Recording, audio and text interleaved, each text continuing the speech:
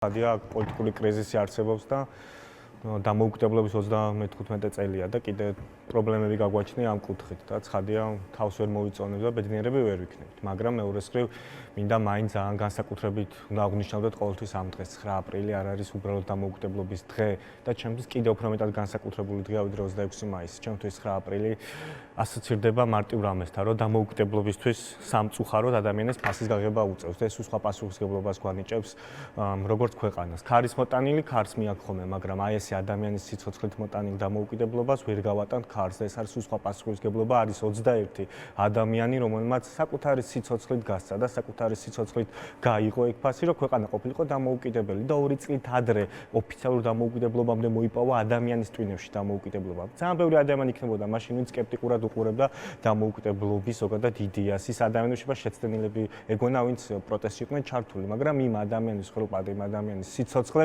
ყველას თავი გადაუბრუნა და ყველასში მოკლა საბჭოთა კავშირი და 2 წლით ადრე დაამთავრა საქართველოში საბჭოთა კავშირი. ამიტომ ეს ყველაზე ფასეული დღეა, ერთის მხრივ ტრაგიკული დღეა, მაგრამ მეორეს მხრივ ეს არის, რომ საქართველოს გამოირჩევა იმით, რომ მისთვის მიცემული დამოუკიდებლობა დაცემული თავზე არ იყო. ამ დამოუკიდებლობას დავარქვათ ჩვენ მოპოვებული და ამ მოპოვებისთვის ხალხმა სიცოცხლე გაიღო. ამიტომ ეს 35 წელი ყველაზე ძვირფასი 35 წელია, რაც ამ ქვეყანას როდესმე ქონია. შეიძლება ცხვირი წაგვიმწრევია, რთული ყოფილა, ძალიან ცუდი შეცდომები დაგვიშვია, ბევრიც გვიამაყია, ბევრ კარგად, მაგრამ ეს არის ჩვენი 35 წელი. არ არსებობს რაიმე ტიპის უკეთესი 35 წელი ამ ქვეყანას ქონოდა, იმიტომ რომ ეს არის მისი საკუთრება, დამოუკიდებელი და გვიამაყოთ. ხშირად რაღაცნაირად ჩავქვიმოთ ხოლმე, მოვიწვევთ ხოლმე, ვიღაცას ვაკრიტიკებთ, რაღაც სასწაულები ხდება, მაგრამ ჯამში უნდა ვიყოთ ბედნიერები, რომ ვართ ის ხალხი, რომელიც მოვესწარით, რომ ჩვენ ქვეყანას ჩვენი სახელი ერქვა, ჩვენი გერბი ქონდეს, როგორც ჩვენ გვინდა ჰიმნი ქონდეს და საითკენაც ვინდეთ, იქით ვიდიოდეთ, ჩვენი შეცდომებზე სწავლობდეთ ჭკუას,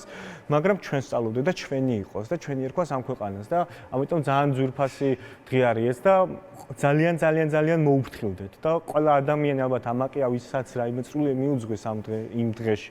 მაგრამ ის ხალხიც ვარცებოთ, რომელსაც მაგ დღეს არც გვიარსები, არც გვიცოცხლია, მაგრამ კარგია თუ ჩვენს თავში ვაცოცხლებთ და ეს მეხსიერება გვექნება, რომ კიდევ ერთხელ ხაზ გაუსვათ, რომ ნაცვლად სხვა დღეების ეს არის დღე, რომელიც მოვიპოვეთ და მოიპოვა კონკრეტული ხალხი, კონკრეტული გმირები გვაქვს. იგავარაკებიდან გადმოცემით და ლეგენდებით კი არა, კადრების დონეზე ვიცით ხალხი, რომელმაც ადგა და მისი სიცოცხლე დადო იმისათვის, რომ დღეს გითხრა, რომ მე ვარ ქართველი. კი ბატონო, შენც კითხავ, აი რას როგორ ფიქრობ, რა შეიძლება იყოს ამ პოლარიზებულ ქვეყანაში გამაერთიანებელი იდეა?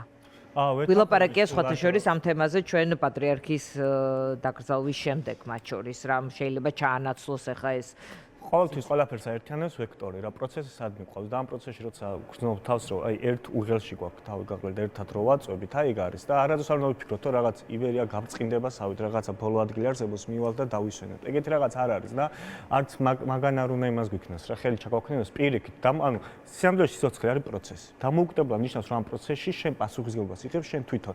და სიზიფეს ლოდივით არის. მე ასე ვუყურებ, რომ სადღაც მივიდეთ და ხო და მე ვუყურებ არა, თავისთავად ამ პროცესით რა პროცესიც ეს არის, იმით უნდა ვიყოთ ამაყები და სიამოვნო მივიღოთ, რომ ჯამში შეიძლება 1000-დან მოგიწიოს, მიდი გზას ყოფნა, აქცენტს ყოფნა პროცესი, მაგრამ ეგ არის სიცოცხლე, ეგ არის დამოუკიდებლობა. ეგ უნდა ხიბლი აქვს ამას თავის. დამოუკიდებლობა არის სიზიფეს ლოდივით, რომელსაც მუდმივად უნდა მიაწვე და ამ პროცესით უნდა მიიღოს სიამოვნება და ხვდებოდე, რომ შენ რო დამოუკიდებელი ხარ, ეგ პასუხისმგებლობა მაგას ნიშნავს. ამიტომ არ უნდა მოგვერდოს. ვექტორია, თავად არის მიმართულება ერთად ყველას გაგვაერთიანებს ამ ლოდის სიდუაში. რაღაცა საერთო მიმართულება და ამ მიმართულებაც უნდა იძლეოდეს ერისთვის რაღაც დამახასიათებელი, რაღაც ნიშნათვისებები, რაც გვიყვარს. რაც ჩვენი ეთიკის განსაზღვრელი არის, სადაც ადამიანს მაგრამ ერთი ადამიანის სიცოცხლეს რო ვაფასებდეთ, როგორც არ უნდა მოგწოდეს, გაღიზიანდეს, რომ ყველა ადამიანს რომ სიცოცხლის და ღირსეულად ცხოვრების აი უფლება რო აქვს და აი საქართველოში ყველაზე კარგად შეგიძლია მოიპოვა ქვეყანა, სადაც თავის უფლებას ვეძახით, თავისუფლებას და ხელისუფლებას, ვიცით რომ ხელისუფლება ხელი თავს უნდა ემსახურებოდეს, ხელისუფლება თავისუფლებას უნდა ემსახურებოდეს და ვაფასებდეთ, ვამაყობდეთ კიდევაც ჩვენი თავი და აი გვესმოდეს, რომ რაც არ უნდა მოხდეს ჯამში, ეს ქვეყანა ჩვენი არის. შემთხვევით არ მოგვიწვევი ხართ ერთად სტუდიაში, არა იმის გამო რომ ეხა ზურაბიშვილის ერთ სიტყვაზე რაღაც ქალაქები აშენდება, ამ ფაქტორის გამოც არა, მაგრამ ის არის ერთ-ერთი თქვათ აქტორი ამ პროცესში, პოლიტიკურ ველზე და გუშინ Facebook Live-ის დროს თქვა რომ ხალხში არის ახალ პარტიებზე მოთხოვნილება, ის იყო არათუ აქტორი, არამედ თქვათ ერთ-ერთი მთავარი არალეგიტიმაციის და არაღიარების პროცესში, მაშინ პრეზიდენტის, მოქმედი პრეზიდენტის სტატუსით, როდესაც პოლიტიკოსების შეკრება და ერთად იქნა ეს გამოცხადებული და მათ შორის ამ პროტესტის გარკვეული ლიდერის ფუნქციაც ჰქონდა.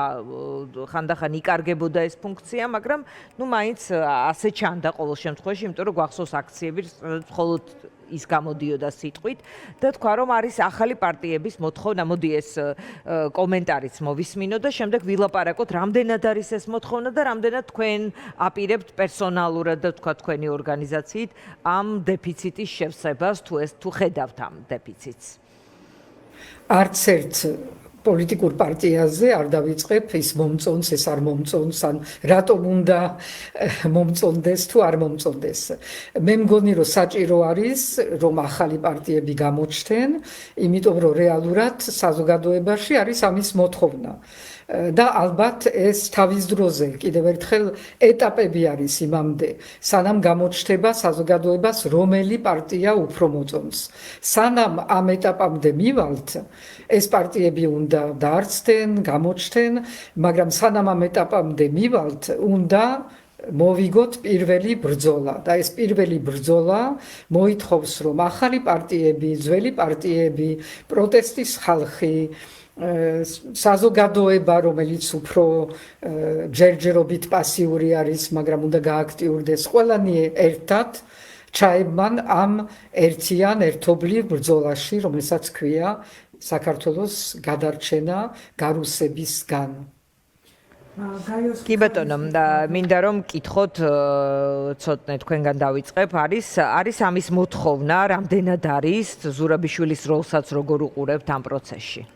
მოთხოვნა არის ზოგადად ახალი ხედვის და რაღაცა ღერძის ახალი და ეხა იმის მიღმა ახალი ადამიანებსაც ალბათ, მაგრამ ზოგადად ეხა ახალი პარტია, როგორც ასეთი პარტია თავისთავად არაფრის წამალი არ არის. პარტიასაც გააკეთებ და ახალ პარტიებსაც გვინდა და პარტიებსაც და 200-ზე მეტი პარტია არსებობს. თავისთავად პარტია არაფრის შოლელი არ არის, მით უმეტეს თუ ახალი არსებობს და ახალ-ახალი ვიესერჩები და მაინც თქვა მე შენი მიზანი თუ არის რომ მაგალითად რაღაცა ტიპის ხარდაჭერა ქონდეს იმდენი რომ მე რაღაცა ტიპის გაერთიანებას შეძრო და იქ საკუთარი მანდატი მოიპოვო პარლამენტისთვის, თქვა მაგისთვის გააკეთო რაღაცა პარტია დაარქვა, იმიტომ რომ როცა მე პარტია ქვია, სკამზე შენი ადგილი არსებობს და მე უფრო გაიპრანჭება რაღაც ერთობაში იქნება 17 პარტია მაგალითად.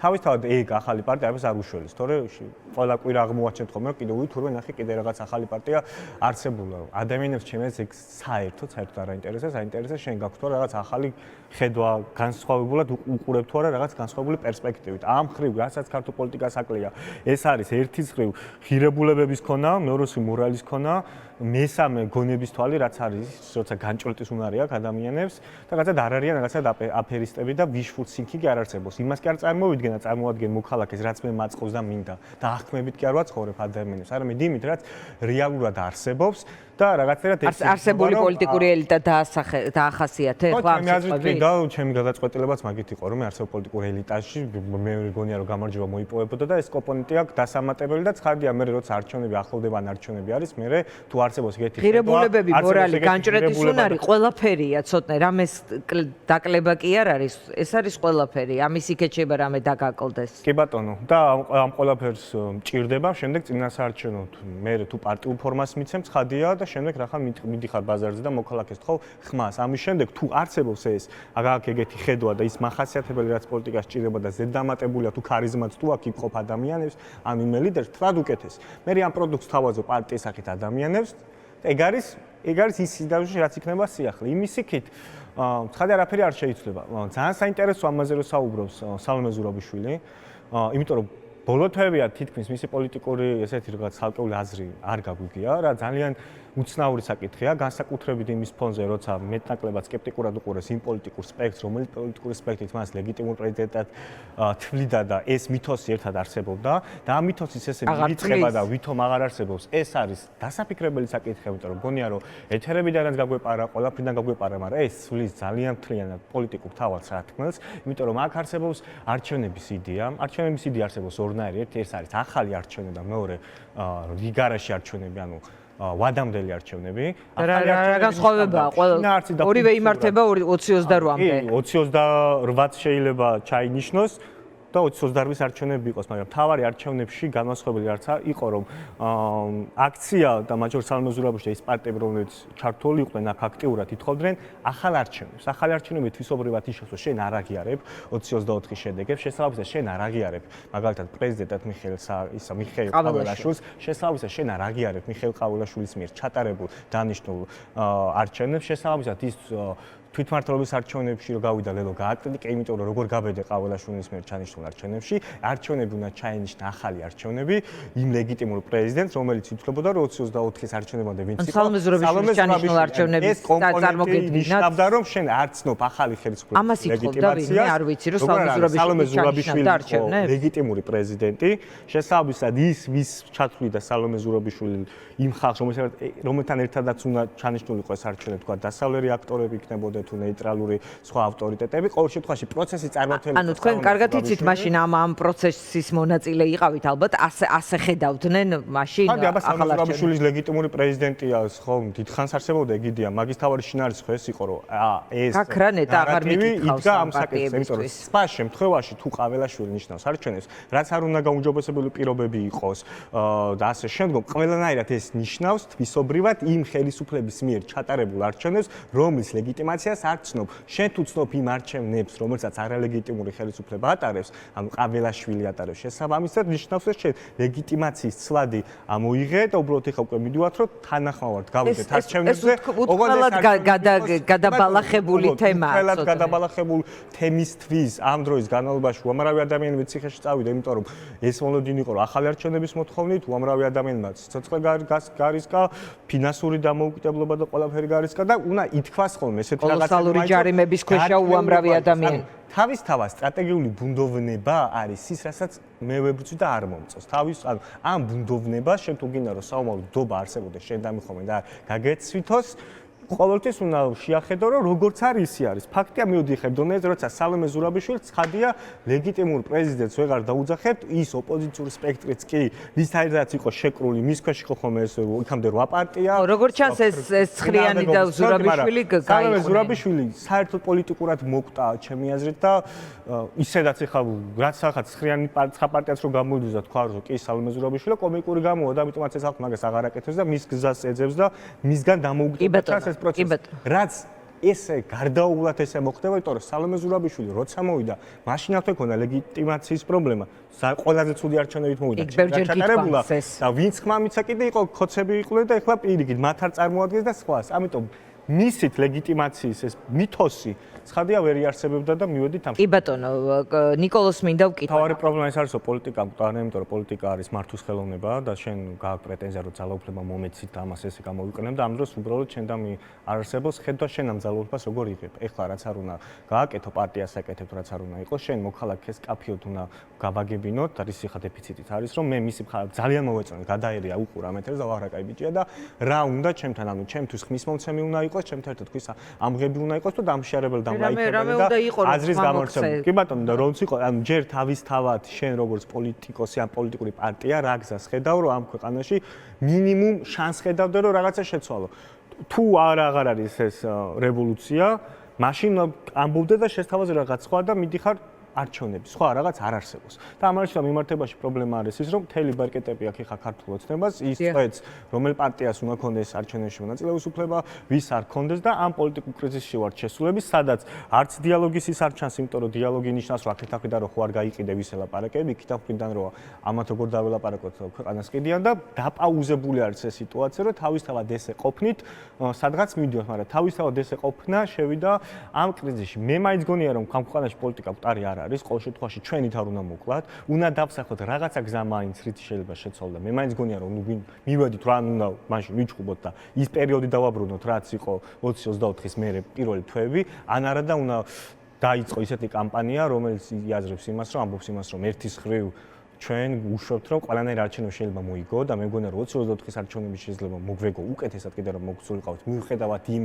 გაყალების მასშტაბისა, რაც არსებობდა და არჩევნების იდეა არ მოკლა. თავარი პრობლემა რაც პოლიტიკურ სპექტრი მივედით არის ის, რომ არჩევნების მეორე დღიდანვე კლავ არჩევნების იდეას არჩევნებამდე 3 თვით ადრე და მე ვეღარავის ვეღარ არწმუნებ რომ აზრია ჯერ აზრი უნდა დაუბრუნო ამ იდეას. მაგის შემდგომ არის დობა დასაბრუნებელი, იმიტომ რომ გეგმებზია ხოლმე საუბარი, აი უამრავი გეგმა მინახია თაროზე შემოდებული, ძალიანაც რომ გინდოდეს, უბრალოდ ნახავ რა არც ისმინება, არც კითხულობ ნახავ, იმიტომ რომ თავარი შენ კარგ ლექტორად გიყურებთ, რომ ამ გეგმას მიკითხავ, კარგად წერთ თუ გიყურებ რომ შენ ამის გამკეთებელი ხარ, ამიტომ პირველ რიგში ამის გამკეთებლობაში გჭირდება დობა და dobისთვის ახლა აქ მორალური რაღაც უნდა დაანახო, ღერძი რო გაგაჩნია და თანმიმდევრულობა რო გაგაჩნია და ეს გონების თვალი რო გაქვს. როცა ამას აი დავუთავებ, ამას გიჩვენებ, მე მან ესე გიყურე სამორჩეულო, შენ დაგიქირავოს 4 წლით. 4 წლით როცა გიქირავებ, შეგან ეს ფუნდამენტური თვისებები უნდა რა წამსაც ან გაუსხავ, ან არ გაუსხავ, წინასწარ ამ მოლოდინებს იქმნის. და დღეს აი ეს არის ამოსავსები. სადღაც აი აქ კოკა გახვეტილი, რის გამოც წყალი ვერ მოვა.